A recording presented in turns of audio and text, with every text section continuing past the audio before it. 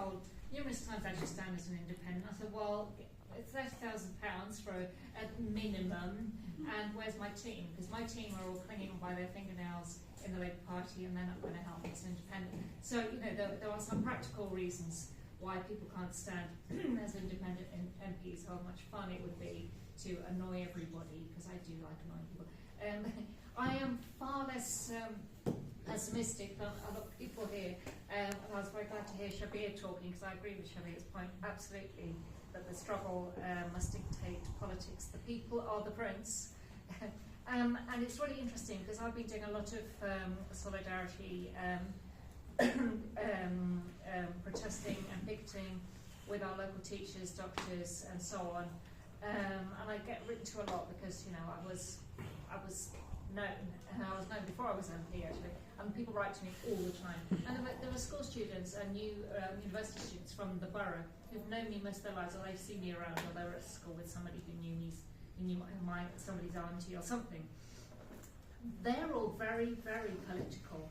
They may not be affiliated to any party or want to be, but they are very political. And I've been outside Holland Park School with the teachers there, and there were students supporting them, and they're all very political. And they say, "Oh, I'm not really supporting the Labour Party," but and they are really angry. And this is what we're hearing, that a lot of these things, the people involved in the cladding scandal across the country, in their hundreds who write to me, they say, "Well, I'm not really political, but you know, look what they've done to us." And these people need a focus. They don't have that focus. It's certainly not going to be the Labour Party. It's definitely not going to be the Tories. Interesting, because I've been invited to invite 6 parties at the moment. I'm not going to join any of them. They're not really my cup of tea. But obviously there's a lot of movement out there. I don't know what will happen. I don't know if the Labour Party will become attractive, but people are looking for some focus. And it's the struggle. And maybe we should just, as we're saying, maybe not focus on the Labour Party. I think we can change it and improve it. And I'm waiting. I will join it again. They're saying the right things to me. But it's, Jeremy's still super popular. He comes every year to the silent walk on the anniversary. Last year he said, "Don't worry, I won't come anywhere near you," bless him.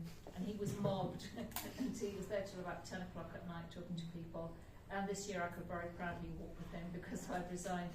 And he was being mobbed, and again, and there are tiny children. It's not just the older kids. It's not just the older people, but they're giving him some hope, and the school students and the students who went through that fantastic period of hope.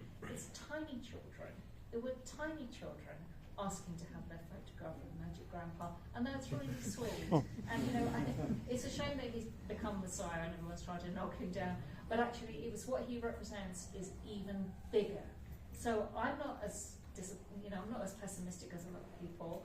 And actually, we can't let ourselves feel down. And we just have to join up with the struggle. And this is what I'm doing out of the party. Much more fun. Going to setting up local meetings, get people angry, and not preaching politics at them, but just finding out what they're just energizing them and empowering them. And I think that's the job for now. Thank you. Thank you very much.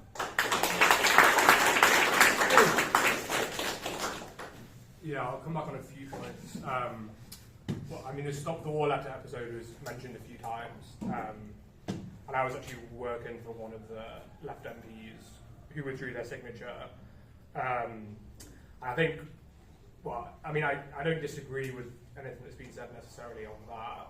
All I would say is, I mean, the sequence of what happened, I suppose what I'd say, similar to what I was saying before about trying not to moralise and individualise the problem to the MPs, I think the reason they withdrew the signatures so fast was because there'd been no, and still hasn't been, as far as I'm aware, any preparation for like what happens if we lose the whip.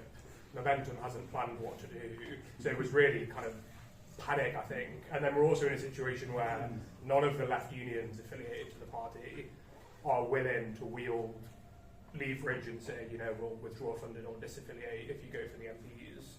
And I think that leads into another point I was going to make, which was quite a lot of comrades said, you know, Starmer will be worse than Blair in government. And I think that's obviously possible, given how bad the economic conditions are. But I do think we should be also prepared strategically on the left for a situation where he's actually better than Blair in government in some ways, while continuing to be much worse and highly authoritarian in the party.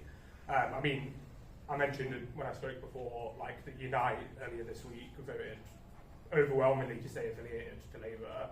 I think one of the reasons for that is Starmer is going around to the unions saying, look, we're going to repeal the anti-trade union laws and offering them sort of little bits of policy.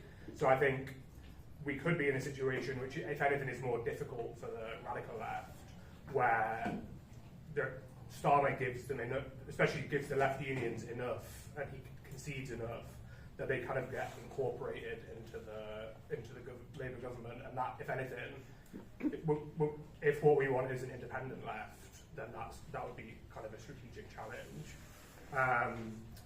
And two other points. One was Chris mentioned the importance of focus on the workplace, and obviously the renewed industrial militancy and all the strikes is really positive.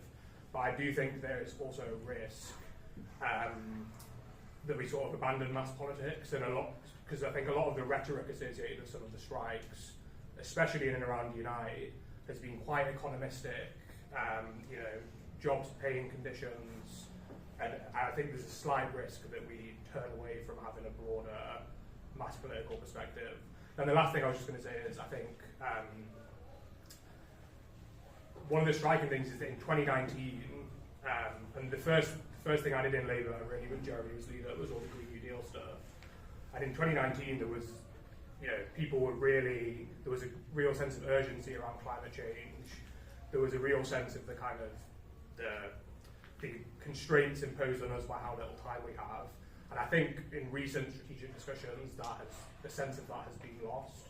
And I think, when we're talking about do we have time to rebuild a revolutionary left, what's the road to rebuild the left?